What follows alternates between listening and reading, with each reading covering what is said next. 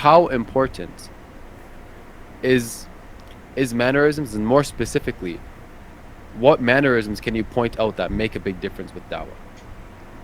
Okay, so I gave like this lesson as well. I was given this lecture for the people who are in my charity of how to do da'wah, this and that, and I mentioned to them something very important. The first thing you need to do in the da'wah, I said, is you need to do what I labeled for them is you need to do a diagnosis. Someone is coming to you with a disease. It's not a medical disease, it's a heart disease. If he's not a Muslim, he's got a disease, straight up. If he's Muslim struggling with sins, he's got a disease in his heart, right? So people are coming to you with diseases. As a da'i, you need to be able to diagnose the person. Based on the diagnosis, your approach comes. The problem is some people have this programmatic approach with everyone. No.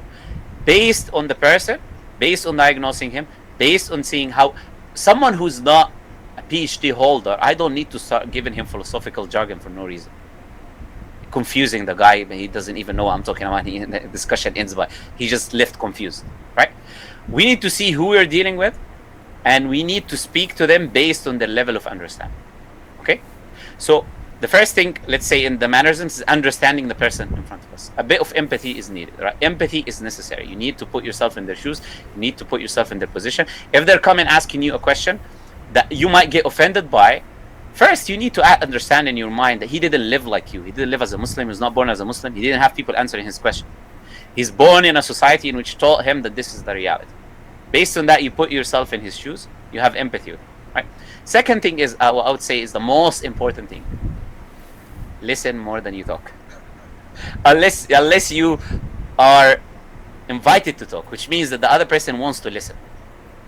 So if the other person is not, you don't see that he wants to ask a question. If you see any movement that he wants to speak, you stop straight away and let him speak. Doesn't matter what you're saying. Stop, keep the idea, and then speak after he puts his point forward.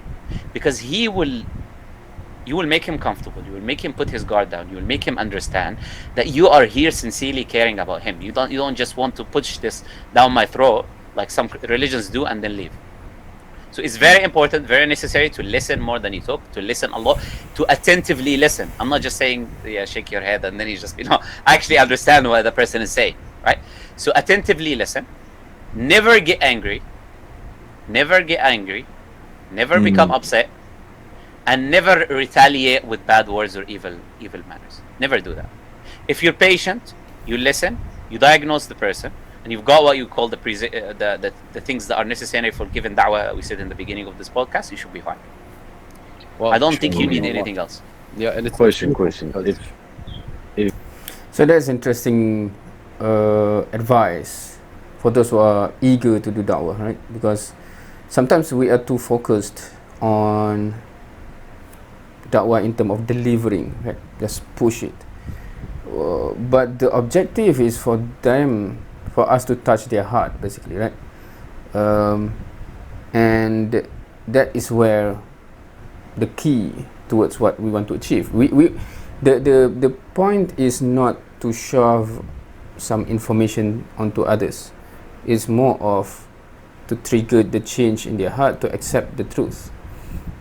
Yeah, so that's where all of those come into picture, right? Because human can sense whether you have a good intention or a sincere intention, or you just want to show off that you are good and bad, something like that. I'm talking this even among Muslim, right? When we do nasihah, we give advice. Sometimes it comes in a way that I'm not sure how other societies do they have this kind of problems, but in my Malay society, right, there are certain group of people that, of course, they need advice. They are, in a path that need correction, but certain group, quote unquote, religious group, at least from their perspective, come and lecture them, shaming them, etc., etc., in a way that as if the intention is to show that we are holy, and at least holier than you, or holier than you are filthy, something like that. Those wouldn't be a good approach of da'wah, because the impact is not them. They become more open to accepting what you are advising. It's more distancing themselves, right? And they have the perception that these guys just want to show off that they are good, or closer to God or something, rather than they actually come because they really care about us. So those things that unfortunately among Muslim communities this happen. And yeah, I was once, someone eager but really totally lack of wisdom. So when we talk about, this is when I was in the secondary school, right? And then suddenly we go to other school and we saw some Muslimah that do not wear hijab, and suddenly, do not wear hijab properly, and the way we voice it out is very inappropriate. I was one of those guys back then. And Alhamdulillah, after understanding Islam, this is not the teaching of Islam, what you are doing, etc. Those was left behind. So yeah. You said the diagnose, but how can one properly diagnose someone who's coming to them if they're too excited? You or them? I'll be honest. The person is Say that excited. again. Who's excited? You or the person? Da'i is excited. Okay. He's too excited to give the dawah. Yes. And And that's how the can you problem. diagnose? Yes, so that would mean you need to put yourself in a calm, composed position. In order for you to look, you need to have a grip over your emotions if you're going to do that. That's why I said you cannot get angry. That your emotions must be in your control. I'm not saying don't feel them. I'm saying you don't display them. There's a difference between the two. You can be offended, but you cannot display yourself being offended to the people. So this is because I read once the book Isti'ab, right? What's the translation of Isti'ab? Basically the level of expertise over something like that, right? So in that book I read the level of Isti'ab that you have in giving da'wah. One of it is actually this in control of our emotion, not just in terms of controlling our emotion, but the physical manifestation of that emotion. So that reminds me of many mistakes that I have done years before, right? For example, I have this group that I mentor that I feel that, oh mashallah, subhanallah, this young guys is very good, because I see them in halaqah, right? And then I visited them at their hostel, right? And suddenly one of the guys, when he opened his door, suddenly I saw a box of cigarettes, used one, empty one, right? From wall to wall, meaning he's heavy smoker, right? And I saw that, and my eyes like look at it, and when I turned back to him, I noticed that his demeanor changed, meaning that he already feel that he already is being judged by me, meaning, the brother already judged me, and from that point onwards there's a gap, right? Meaning that he already become more reserved. And the other guy, I come to visit him, and then suddenly he's wearing something that is not properly covering the aura, and I my reaction is as such as well. So it's very interesting when I read the book, and a da'i should really be well composed and in control totally in their reaction, so that even though those things we do not rebel, we do not accept that as part of a Muslim, but meaning that because this is a mad'u that we are building bridge from our heart to his heart, and once we burn that bridge down, how can we touch the heart again to give da'wah, right? So meaning that that's quite interesting level of mastery that you have to have if you really want to have an impactful da'wah, that because the change of human does takes time, and if within that time you already burn the bridge down, it becomes very difficult, and the objective that you wish to achieve in the end becomes more difficult to reach, right? You might get angry by an action. You cannot display that to the people. You have to learn to suppress those types of emotions. Allah Azza wa Jal, when he spoke about the muttaqeen, he said وَالْكَاظِمِينَ الْغَيْظَ.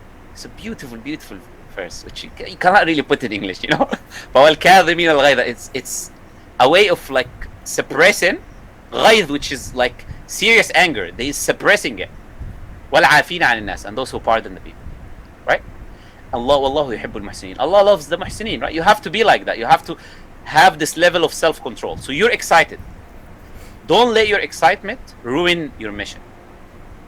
You're excited because you want to do good. you cannot make the excitement ruin the goal that you want to do, which is to invite them to Islam. Try to, and look, the more da'wah you do, the more you will get this idea of, as you said, the diagnosis as well. It's very important. You need to ask questions in order for you to diagnose. Through asking questions, through listening, that's why I say listening is very important, because through someone's words, you can learn a lot about them. Through what that person says, you can learn a lot about them, right? So all you need to do is to listen, and you need to engage with the people in a respectful manner, and you need to suppress your own kind of emotions. You don't just display them in the wrong way. And by the way, look, the face tells it all, right? So you might be angry suppressing it, but your face is like you want to eat the person. That's not what we want, you know. You have to keep the right expressions where people don't actually like feel like intimidated by you.